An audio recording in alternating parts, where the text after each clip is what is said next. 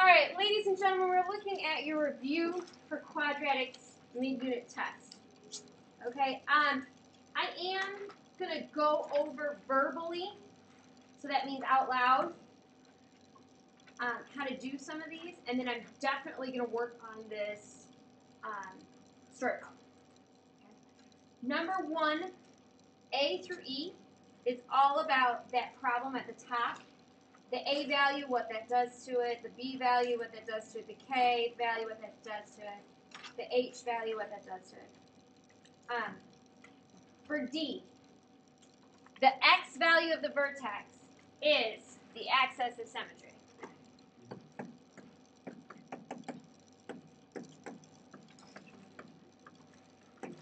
Or line, either or, line or axis of symmetry. Okay, and remember to find the roots, you simply plug it into 0, see if you can solve. You're going to decide if they're imaginary, real, or a double root. Okay. Number 2 and 3. It's been a while since we graphed these. We now know an easier way. You can find the vertex, okay, plot that point. Then you can find both roots and plot those 2 points. Connect it and you've got a parabola. That's for 2 and 3. For 4, you're just telling me what the vertex is and what the roots and kind of working backwards to solve. We know that y equals, it's right there on the board, y equals a times x minus h squared plus k is the formula that's supposed to be in. So plug in what you know h and k are, because you know that's the vertex. Plug in one of the roots and be able to solve and find a. Okay. For number 5, you're going to have to find the first and second differences in order to find A, but you should be able to find the vertex pretty easily. What? Does anybody remember how to find the vertex if you were given a table? When the numbers start repeating themselves, it's right in between. Okay? And the A is the half the second difference. So you find the first differences. Remember the differences are, to go from 7 to 2, you minus 5. That would be the first difference. Once you find all the first differences, you go, how much is it to go to the second difference?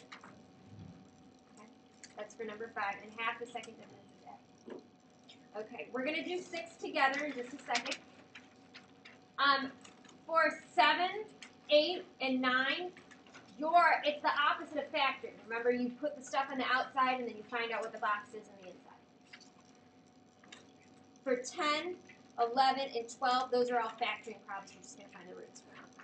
You don't even have to find the vertex for any of these. You just find the roots. So, you know, it's making the whole box thing, setting it equal to 0. You know, if it's not a box, you're pulling out like terms, or you're solving. All right, are you ready to go over number 6? Do you guys remember the theater problem? Okay, this is just like the theater problem.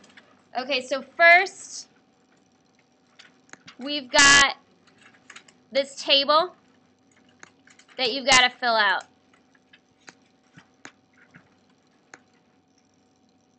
Okay? -4, -3, -2, -1, 0, 1, and 2, 3, and 4 are your x's. That's the change. So if we read the problem, a large holiday complex contains 100 units. If the rent is $300 per week, all the units will be rented. However, for each additional $10 in rent, 2 fewer rooms are rented. Okay? So we start with, if we don't change anything, that's the 0. $300 per room is the cost, that's C. And D stands for the number of units rented, so 100 are rented. So if we go up 1, that means we added $10 to our cost, and we went down 2 rooms. Does that kind of make sense? You remember the theater problem, how we did that? So we're going to fill out the 2 equations.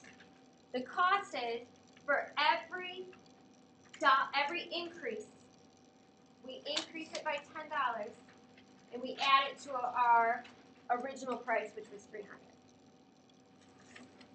Our number of rooms is, for every increase, we have 2 fewer rooms. So if we do 1 increase, we go down by $2, so we have 98 rooms rented. If we go down by 2 increases, we go down to 96.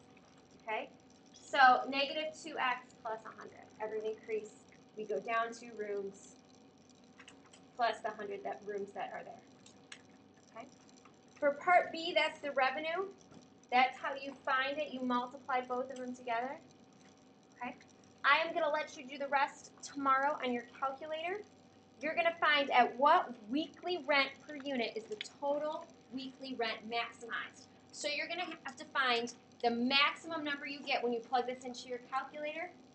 Okay? So you're going to plug the revenue in your calculator and see when it's a maximum and what that means. How much you're going to charge. Okay? And what is the total maximum weekly rent income? Okay? So D is going to be how much you make.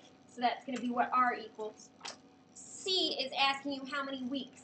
So you're going to have to find out what X is and then plug it in to these to figure out how much you cost a week. Okay? So it is extra work. All right? You will have all day tomorrow in class, okay, to work on this. You have tonight, you need to get started and work on it. You should be able to do the back page pretty much without a calculator at home. All right? It is due before Ms. Parmalee is going to go over the answers tomorrow in class. Okay? So you need to show Ms. Parmalee something that you've done over homework. You need to at least do 2 to 3 problems for homework tonight. Okay? We're going to work on all of it in class tomorrow, and then before you leave, she's going to go over the answers so you can use it to study. When you turned in your homework, you were supposed to